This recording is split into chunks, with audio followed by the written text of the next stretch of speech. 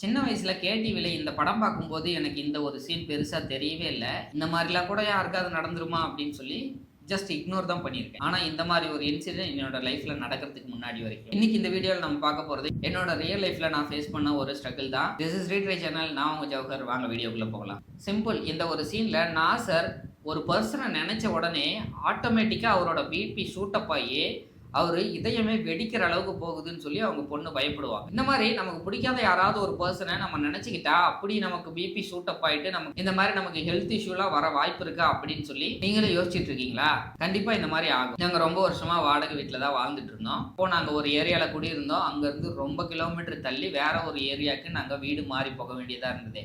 So இருந்தாலும் பழைய ஏரியாலேயே எங்களுக்கு ஏதாவது ஒரு வீடு பார்க்கலாமே கொஞ்ச நாள் கழிச்சு நான் போய் அந்த ஏரியால என்னோட மச்சான் ஒருத்தர் இருக்காரு. அவரோட சேர்ந்து வீடு தேடிட்டு இருக்கும்போது ஒரு வீடு காலியா இருக்குன்னு சொன்னாங்க. அந்த வீடு யாரோட ரெஸ்பான்சிபிள் இருக்கு போய் பார்க்கலாம் அப்படின்னு சொல்லி கீ கேட்டோம். ஸோ அப்போ அந்த வீட்டோட ஓனர் அங்க இல்ல. ஸோ அந்த வீட்டை ஜஸ்ட் மெயின்டைன் பண்ணிட்டு இருக்க ஒரு பர்சன் தான் வந்து வீடை திறந்து காட்டுறதுக்காக வரேன்னு சொல்லி சொன்னாரு.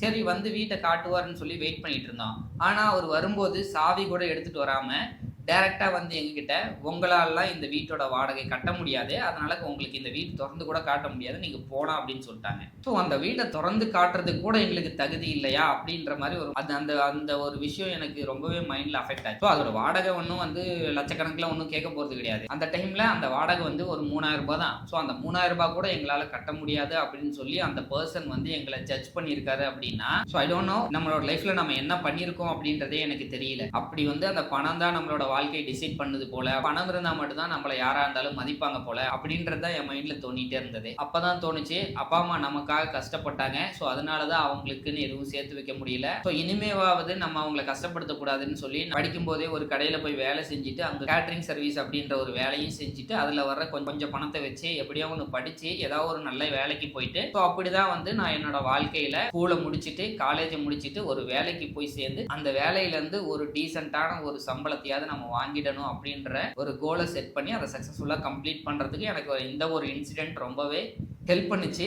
ஆனா அது மைண்ட்ல ஆனா அந்த ஒரு இன்சிடென்ட் மைண்ட்ல இன்னைக்கு வரைக்கும் அது வந்து ரொம்பவே ஒரு பெயின்ஃபுல்லான மெமரிஸாக தான் வாழ்ந்துட்டு இருக்கு. அது போகுமான்னு கேட்டா இப்போ அப்பா அம்மாக்காக ஒரு வீடு கூட வாங்கிட்டோம், இருந்தாலும் அந்த மெமரிஸ் வந்து போக மாட்டேங்குது. ஆல்ரெடி பார்த்துருக்கோம் இல்லையா, நம்மளோட பிரெயின் வந்து நம்ம ஹர்ட் ஆன மெமரிஸ் தான் கண்டினியூஸாக காட்டிகிட்டே இருக்கும், நம்மளோட ஹாப்பி மூமெண்ட்ஸை கம்மியாக தான் காட்டுன்னு. இந்த ஒரு இன்சிடென்ட்டும் அந்த மாதிரி தான் போல. அப்புறம் உங்களோட லைஃப்ல இந்த மாதிரி உங்களை டென்ஷன் பண்ற எந்த ஒரு பர்சனும் என்டர் ஆயிடக்கூடாது. இன்கேஸ் அந்த மாதிரி யாராவது என்டர் ஆயிருந்தாங்கன்னா என்ன மாதிரி நீங்களும் ஃபீல் பண்ணிட்டு இருக்காங்க, ஜஸ்ட் இக்னோர் பண்ணிட்டு போயிட்டே இருங்க. அப்புறம் நாளைக்கு பார்க்கலாம்.